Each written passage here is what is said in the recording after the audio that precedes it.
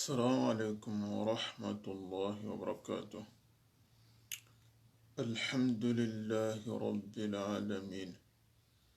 نحمده ونستغفره ونعوذ بالله من شرور أنفسنا ومن سيئات أعمالنا. من يهده الله فلا مضل له ومن يضلل فلا هادي له، وأشهد أن لا إله إلا الله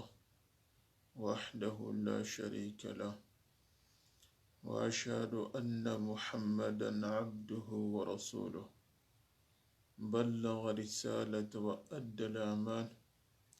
وجاهد في الله حق الجهاد حتى أتاه اليقين. اللهم صل على محمد وعلى آل محمد كما صليت على إبراهيم وعلى آل إبراهيم، وبارك على محمد وعلى آل محمد كما باركت على إبراهيم وعلى آل إبراهيم إنك حميد مجيد. ورحم اللهم المؤلف والشارح. أوغا هلاقي بيركني كتاب جميع رحمه الله أغريت هلاقي بي كنين قبارندي سربي كنين غنغبات الله يو هلاقي كيودا هلاقي كي جوبرانغري na hadisi bani utuma hadisu hile lenkoga gilino kube kenni muallifu agati nanti وفي الصحيح عن عمران بن حسين قال قال رسول الله صلى الله عليه وسلم خير أمتي قرني ثم الذين يلونهم قال عمران فلا أدري أذكر بعد قرنه مرتين أو ثلاثا ثم إن بعدكم قوما يشهدون ولا يستشهدون ويخونون ولا يؤتمنون وينذرون ولا يوفون ويظهر فيهم السمن. يومالف أريتك حديثي هلاندنغا هلا كده nanti ari bughardu muslim suka mantende. Imran bin Husayn radiyallahu ta'ala anhu ati farenti sallallahu alaihi wasallama yalli allagana kisundo mamandundo jakkindun jida kama nanti farenti khairu ummati qarni tifarenti imato nuku hosire kenni ike kieke soronyai bo ari hadisi entanandi nanti soron posire kenni ike kien choronyai hadisu kusu ambana bawno gana diga nanti fare sallallahu alaihi wasallama ayimato nuku ani imato nunchu hosirenga bo kunyimatonu oganati soron pasu kunyimatonu kunchoro nogondi sorobe ganu kumpo sirunga kenga ko ni nanti kun kamannunya ni soron chuho siren yo farentu sallallahu alaihi wasallama ati imbatonu ku hosire kenni ikien churonye ma ido jamabe gada menyi qarnu tuwanu da meso gadi nanti qarnu ngana koni awreni mania to tuwanu yugure nanti qarnu awrani jama be ga soni mei aga da menyi aga kahime dina di ma wakati di ma awa wudi haga nyamelimu yugunduga nanti jama bogana diga do kenga anyengini fare sallallahu alaihi wasallam nanti imma to nuku ho sirun ni kedo jama bega kahi idiga soni mei awa wakati di ma awa dina kedi bo soro wunduga nanti qarnu ngana koni anado wakati nyabate bo to anu benu gara ke koni kada me sori kende qarnu ke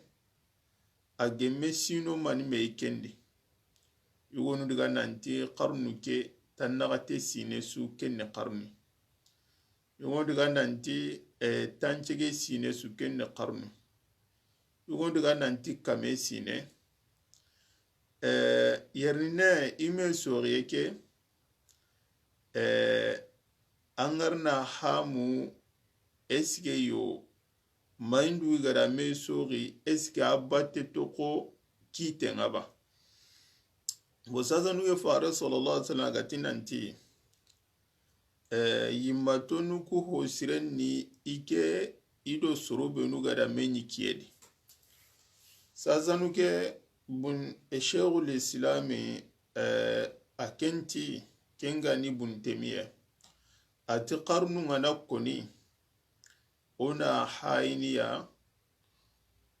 jaman po gabe gani jama be soronga misali maga fare sallallahu alaihi wasallam ase banu ku ganyi brene ido awa sorobe nu gadi kungari kunga ma fare ngari igana menyo ni hainiya konu gabeni geloga nani jaman mpankanga ni sebanu nyai ona ken konte nanti sebanu nkie geloga nani sebanu mpoga be fati jaman poga be ni sorobe nduga da sebanu ngaren karima fare nyime ngari ga kunkiliti tabeina nu oga nani nanti kunya gaben ni kahondi sebanu chu fata to dantanto aita ona ken ngati kiriti tabiuna nunkie bo sorobe nu kaga da sebanu ngalla nu ngari igama sebanu ngari ona hainiya ikundo sebanu ngalla no konu jaman gabeni oga nani sebanu jamanya ngalla nu gaben gani nan koto ikharle munga kembere nga wakiti ni nanti harsa tabina nuku kienye na nunga ni ikun kiemanyame gelukun jaman po gaben na fati sorobe nuga di kungari kunya ho gaben ga biranga ona kiti kembere nga nanti farenga lanu sikunga ni sebanu nga kunka lanu kie bo saza nuke farenche banuku sere lagare bega fati di iti afati hijiran kama sinendi adu tamu matampile ida meso wontu nanti seba farenche banu sere lagare bega fati di afati endiga gemu faren hijira ahire guyenga nangiri makka nandiga madina ken kama sinandi ndo tammundin cine madu tampile ndin cine wonti wonu tampile safekendi seba lagare bega fati akem fati endo faren wahayun na nyanka kamada kalle na safe kame ado tampile do awasino siki madu tanjikelo sino siki bo kendi ogana hai sorobe nu gana diga nanti qarnu ni kame sina yukumpa itini nanti kama sina hana kesu kenni seba nun kenya kenni faren kenya qaru gana diga nanti ayona hainia majorite ngana ikara be jama be gaben gani gelaga na seba nunya gaben gani ona ken konte faren kiyenga yelaga nay seba num po ga bega fata ga to soro dantan to aita kunga da seba num ngari ga ma faren ngari ona awa konte nanti seba num kiyenya me ikharle mun kiyenya na nungani sasa yoku gike maka ke digame a rahami ni kya mo intende bo seba num isere lagare bega fati kenga ikunka soro be ndu ga di kungari iti kuncuro lagaren diga fati farin herguyenci na kamindo tancigen dinga bangana haikendi ikun kiyeke haka kempe tan nagate sine hakemi ay bo seiba nun ngallano kun kangallano iti kun kiyen diga kempe ikun kiyen diga kempe tabi nanu kame ado no kamo hilli ado tampile sine kamo hilli tampile sine safi ikun gada wakati benya non kyan trompe bon seba nu ngallano ikun ngada isuru lagarunga fati sere lagare bega fati kundi kendiga gemu ha farin hirgaye ntina kama hillendin do tampilendin china bo kendi sasa nuke ago seiba nungalla no kunga ni tabina nunga ikun kien kempe hakenyi tandume sinei tabina nun kun kien kempe awatan nagate sine haqe bo odu inji kema kyan dugu to anu ku gada mesori iwari gana titan nagate sinani awa qarnu ay wonu tikame sinani yo sheikhul islam bun temiya ken diga me kyara hamini nanti qarnu ngana koni ona hainiya jama be gabengani anani kunkiyenga seba nundo se ingalla nunga na menyi kiyedi sorobe nuga da seba nunga daga mafare ngari ona haina konu gaben ni bisasa nuke oga nani seba nunya gabengani kenga kontine faren kiyenga oga nani seba nunga la nunya gaben ni ikunga da sorobe nuga da seba nunga daga mafare ngari ona kontinanti faren kiyenya me tabi na nunya kiyeni ikun kangallano ogani dukun payi ogani jaman pangabenga karabe ananyi kun kiyenga yoke diga me awa haminteni po fare sallallahu alaihi wasallam ati Husainu Imran ibn Husain ati fare sallallahu alaihi wasallam nanti matonuku hosire kenni ikedo jama be gada menyi kempalle jama be gado kumbate kempalle jama be gado kumbate Imran ibn Husayn ati kesika fare intagatu agati nanti imma tonuku hosireni ikedo jama be gada menyi kempalle suru be gado kumbate yala da koni tanu hilaba mada koni tanu sikya boga na sikka sasa nuke yala tanu hilani matanu sikyane dan kanagu yare maga tanu ku hilli kenke ken dan kanagu manga maga da ken koni sikkan na sikkan dikadi yo oga na sikkan dike khenu do na sigi dan kanagu kama kenga ni hillo kenda na nyangi fare sallallahu alaihi wasallam kiyum po sirenni ado jama be gada menyi kempalle jama be gado kumbate kungada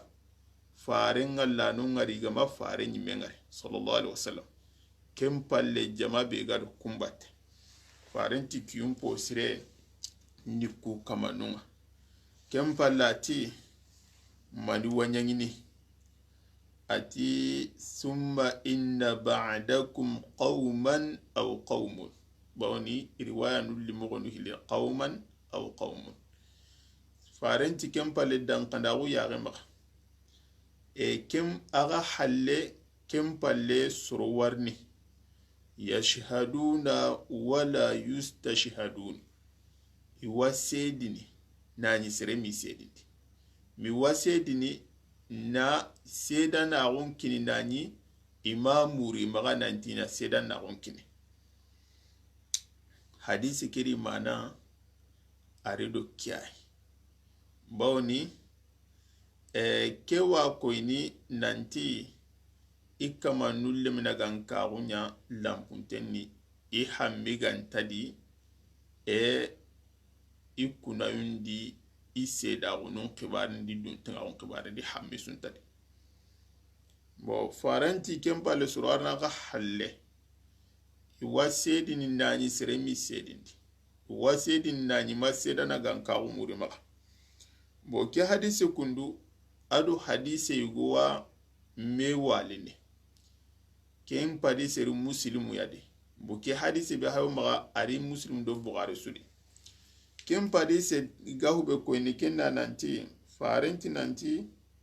ala ukhbirukum bi khayri shuhada alladhi ya'ti bi shahadati qabla an yus'alaha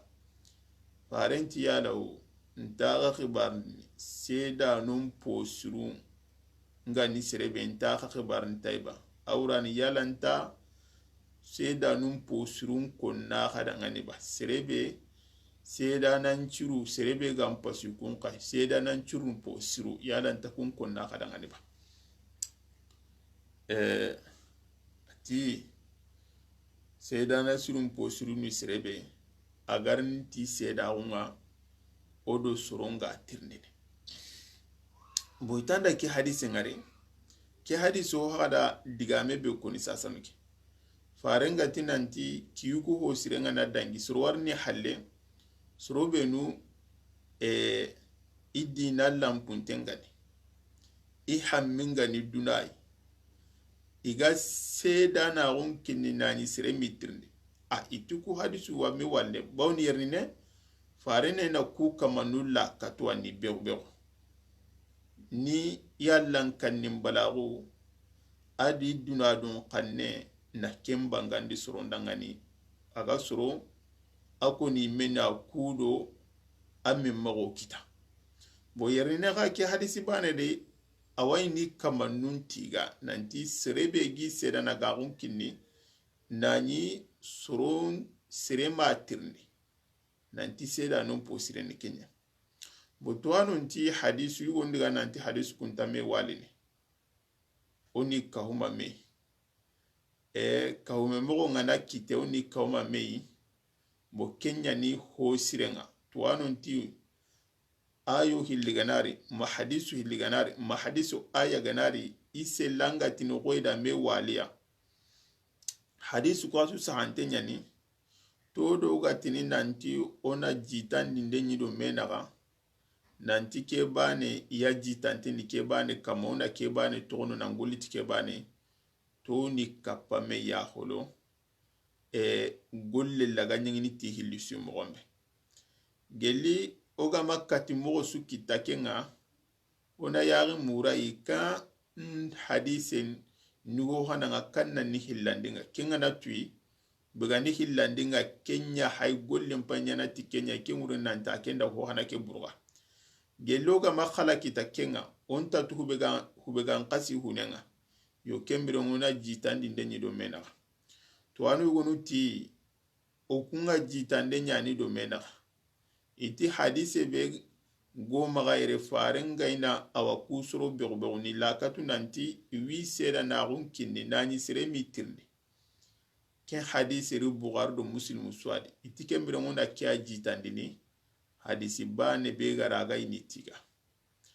yo diga tuano yugonu titayu onta kenda barne bawni hadisu kura kapime iraga kapime ongo litisu awaka humantenga ho golle na nyangi tay no kube awa golle laga nyangi tay itikendi ogi kapame mogombe ye no kube farenga ini awa ilakato kenni nanti sorobenu awa igata wono buru i hammigantadi siredi tirndo siremitini iga sedana onkenne itino kuba gaina iti awa tigande nya nanti sedana mposirni sorobenu igi sedana gagun kinni nani odigi tirndini iti ken hadise aken gollen ganyen ta ken nukube ken nasire anda seda na gan kawun mutu sire godangani na nya kamanta halai a haqqen pay bonno aken tatu nanti sire sedi khibare ke banken ka sedai boyerinen annan diga ke seda nan kawu kini kuda kaman pak ke magabunu na ni mantirndi yoke ni seda na rumpo sirenga bigono to na hadisu kapame kunde bo hadisi bane ke akamanga tuwa nantanya ni sedanga kari amantirndi anken kusanta girina diga seda na gangu kini o diga antirndi kenga an kaman kiribendo akalu kalunta wonya koyni bo itike hadisi bane be tigande ngari kenya sirebe agada seda na mutu sire go dangan nanya kamantatu masala misali ya gama sire go bandi nun kanai na burenchu buga jibandi masire wodi kitela jibandi na khaisunun bugandi anke nga siki honkaranga anya ngai bandi nuku ba khenai igada khaisunu lagai anke sire sumangari anke ndingari igara kebe khaisunu lagai akenta khalai nan tandingari kube nugara khaisunu mutu kunta tu nanti sire ya gawe boke kama sasa nuga na ku kama nul nkonvoke awa kumanda nukunga ma tribunalinga itada ngani ti awa igari kitana nditira antu ku ankena ngatio atanche da nuna mina ti sera ndima ku kutandai kitana ntuku dangane kakuna ay kuna itukum makhede boyerene nganken ka sedai annan chedi yere nanti aha agara hube koni tongunyani ke kati hulani ro kati hulani ankenai iga kenna yekena ke nuku hulani ke wakatu hulani nka mekini haini boyerene angam pagas bugu kura nga sasa nuke a haqqi hay bonno ba ken kantatu nantanke nya khalai boyti yernine hadise kebe gara tiganden dabari nanti seda non posire ni serebe gisira ko kinni nani imatirni tanadu kudi menunye to anu tanan nanti igado hube kenya alla haqqe serebe ga alla haqqen ceda na ganka wungutu aga kinni nani sere matirni tibawni alla haqqu murunda nan tadi kumbati hadamaren men pakke aga nanche anya sedai aga nan sikide haqqen batte ko tamba tinin ceda ni katu hulane khalariti yotin qare alla haqqu seda nan ta murunda nan ta kunga murunda na ganta kunga serebe gana seda na wutu alla danga nan na kini yoti hadisi bega ina seda nun tiga yota na do kenye boito na hadisu kapame kunda diganci kaniga nanti sorobe na nadua sorobe nu igani tirniga sobe ni seda na gaga kini anti no ko sobe bure maganti no ko haya kinna o digi tirni tana do kenye bo iti hadisu kuraga na gona kati kapame kundu oni kahuma meunda gollito hoyno kunga kenya mpason digati nanti ona bane jitandi bane nkama walona nyangi nanti sirebe na seda na rutu sireda ngani na nyaka manta khalai a haqqen pay bonno aken kanta tu nanti seda imaka anka gama buga haqqen pay bonno yernenga na bugu anda ko sireda bare nanti hadisi kina do kenya bate mahubigani alla haqqunga murunda na gantadi batte sirebe gana kunceda na ganka ngutu agandi kini nanti tigande na do kunya bate yoraka tunde do berbo ne ngado sorobenu igada soronche na ganku ti kama nunyume wa khale haqqu gume matirndi appancam giri kundunga na ndiga awa seda na ko kikini yoti anado kunya bate bo farenti kempalle kiyuku hosirenga na dangi majamuku hosirunga na dangi ati dankanda ru ya gamra sororo anu kumpalle aga halle iwa sedini nani seremi sedini wa yakhununa wala yu'tamanun ati wajambenia nani iwa surun jambana iwa jambene sirenta saqiya sirunta saqiya wa yanzuruna wa nadara yanzur wa yanzuruna wala yufuna iwatte kumutu intate kukutimande wa yadhharu fihi musiman ati kato nga bakanganide anganyini iku surwani qantun katenyani bo yarine ke hadisi kundanga na hadisi ke hay faren pada hinu dantanto akon ho hanani iga sedi ni nani serimi sedi illandi ni ga jambene anga sakaita anjaban sakaida an chakaita adan jamba bo ati wala yu'tamanun sirenta saqiya kina sikande iwatte kengutu intate kubani ya kena nakatande akaragandi katonya iti kena manuko nantuko kamanu idina lampunte nyani nandangi haqqan ilem na ganka lampunte ikibaren ta dina maga ikibaren ta alla maga allan kanne ga na hari maga lampunte ni buru pasu ku jikunu be ndo ga konu kundu kuranta ngala allan kanane jambaye ndambara aga na lahidu be kine allai maga na kini serei antabgan tiyare bo ikatenya kato ga koni cikin akoni nan tuku kamanu kundu ihammin chuni dunai mbendia ni yonkin dagamu ni kane dagamu ni raken dagamu ihammin chuni ige hompo sire min hompo sire sawran po sire safe hammin ni hatoku bani noy kenya ni kato nga humi kundi iti kempalle kato sirenta sire jirage nantan kateni bawni siren kato ndan kato mbala won tanyime ma qari ituku beru anyi maga la kato ndondo beru ndenga bawni i menu ga tere kato ye nchababu nundi i menu ga da sababu nun tera kudo ga kato no hammin chugani hatenye wana kenya na loku kuyi sasa nuke hada manchu hamminni hatike jakutu wajman qorobenu ay sporondo ay gandenda minu ho hammin chudan patike aita a kesireniti hatenga kesireniti sahanga hammin chuni hadamar mem patenya qarisondo muku hurunya wala bo ke hadise keri mananga do nukube kenni sedana gankaw ken nukunya ati wa fihi ibn mas'ud tari aw hadith ndi qadi sahihu muslim di masahul bukhari do muslim sudi anna an-nabiy sallallahu alayhi wa sallam qala nanti farenti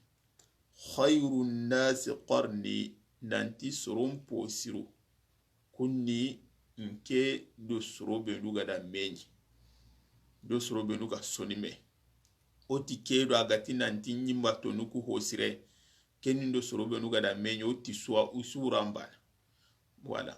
bawni imatonu babada mara mun posirunga ni fare nyimatonu nye kunyimatonu ka hosiru kun kemura nanti kunyampa suron kutunji bada nanti suron posiru ni awa farendo surobe jamabe gada menya swamba thumma alladhina yalunahum atikem palle surobe nuga do kumbate awa ido surobe nuga da menya surobe nuga do kumbate gam kuliti tabi'ina nu thumma alladhina yalunahum kem palle surobe nuga do kumbate ga kun kuliti tabi'ina farenti kem palle thumma yaji'u qaumun atikem palle surwar ni kumpalle tabi'ina num palle tasbiqu shahadatu ahadihim yaminahu idu banambe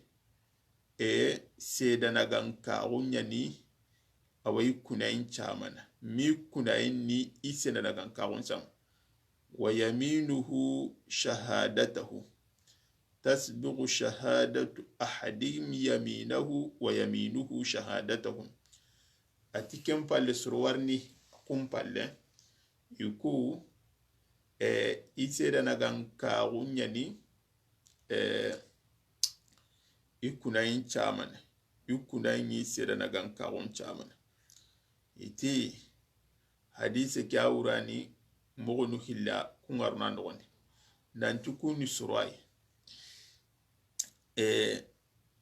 لقلة الثقة بهم لا يشهدون إلا بيمين نانتيكو كندو سرواني تلمان كي إسغرو غان كارونغا اللغة سرغان تساقيا iranta seda na gankwago da banana bara mi gana kuna ananyangi anakuna holanati wallahi nyimme ya ganya dangare misali amanati nyimme ya ganya dangare wallahi suwa nakuna holo kempala na sedi wa wakati na nakuna holo inakuna holo ke ina sedi ki wa ma wakati no gai ina sedi kempala inakuna save seulement que duntenga ru soroncha gonte gantia ikutuntengidi iranta sera na gankaru awa utumigana kuna watuna ana sedu holo kempala na kuna watuna kuna kempala na sedu bo itaranya ngini gadi nanti annahu kinayatu an kauni haula la yubaluna bishahadati wala bil yamin حتى تكون شهادة واليمين في حقهم كأنها متسابقتان وتاغا أرامانا تنوكويني كني نانتكو كندو سرواني سفي حاجو سوانتا ألم كنا اندي أدو سيدانا غنكاون سفي دينا مانيا همين تدي إنام كنات ألا يخبارين تدي na sedana gan karon kina hoburen da husire khibaren tadi bo telman ke khibare gan tadi keta antinu ko kuna ndo sera ina mi asosa ni kulla kenne yo wallahi inchedi wallahi fati ahammin tadi ara sedana gan karu seda ga kuna na hari gare ni me kama khibaren tadi bo kena manu koini akama alla darun tagun ganta sondomendi alla dankan ganta sondomendi alla kannen ganta sondomendi bo tauhidun ka gahube muron ma kenna un dankallai dankano allai alla darun tagun na nyomo na alla kanu karanga danga dike kama kundu dan kunata allai gannya ma hoji mulle minne akhibaren ta da kuna tugu kama kuna gare kama sedi tungu kama sedi gare kama akhibaren ta bukiwa ko nan talla dankada kanne da darun ta wasu anta ke kama ma kinyi na runu kedi bu hadisi ke gardo holla ke yi awado ke abate qala ibrahim an-naqai keni tabina nyai seybanun qarlemun nyugono anike akenda farin Allah no nyangaren qaralla ma warjaga ga farin nyimen ali ya gam jumpelide bo akhara mugani abdullah ibn mas'ud ibrahim an-naqai ke ati inyukun kata ile minamanu ala shahadati wal ahadi wa nahnu sigar ti kulle minamanu inyi kata lahidu tenkama ado sedana gankawo kudo ni jikundi awa inyi kata ke kama kinda nyi tugono bo hari kenga nga kenyina hari sorobe no marayi ngimaga inta dungene ire me nanyi wakati sagatin wallahi billaga kunan agana kunata henta kote worona atinu quran kama turi kudo ado kunay qahu ke magadiga domi danka bega allayi danka bega alla toke giddu bega ikenna magadiga buga sondomen safada gana duma hanya na magasanga tawnye wala kuga inyi khaji kundinu kundunya lemina mbucine maganya nda lahidun kinanga njedi no kudo ni jikundi kuni hinwa giddu nyani ya silama wundi serenga nai sedi no hubai anyana tungunya kama bawni silama wundi haqqu nyana dabate manna haqqera ga yugo ina kini yugo ina ni tunguntadi manna awa haqqe nyimi mekini serego haqqe nga serenga na kina nga makini so haqqe ke abon bo anga na ko ne kanga na sigina ncela kita nunya ni kiten tontona kama bu kumpetu ho serega nka kunya na sangata honui balaw nun kana da batanga na garinya kono ga na menyi lagara kota anga problem nya kitana bo sasa nu kanga da ngari dina ke ga bono hada mar mun paju ga ntaka Allah kan ne ganti ma dankai ganti ma anke na hukumal nu haike rejo soso nu ko amombe anna sire go ni ganni anyi sire go bonon dini aru kunda bukundi igana khaisi go kinaita anna sage ken kama publicité ne ça fait soron paju sunta Allah kibarendi ihamisunta kibaren tunya ta agana diga mpampa ke gabodi damba tagambonon dini anga na sigindo honkare na honne raji bandi akembe ganya logono ganna ya haisa generni taw khara gam publicité ne wala ba suni hada man paju ga antaka Allah to ambala wondo limina gan ka wonta wondo jahila go suro paminga ni dunay lenki ko hadisi bani gati mombe wa yadhhar fihi musliman wala parsi hammin tuni dunay Allah garake o wali halango be koyni haraga no ganta ko no rakandi kenna nanti on takalla namur Allah ma illa laga no lagarun ciro subhanaka bihamdika ashhadu an la ilaha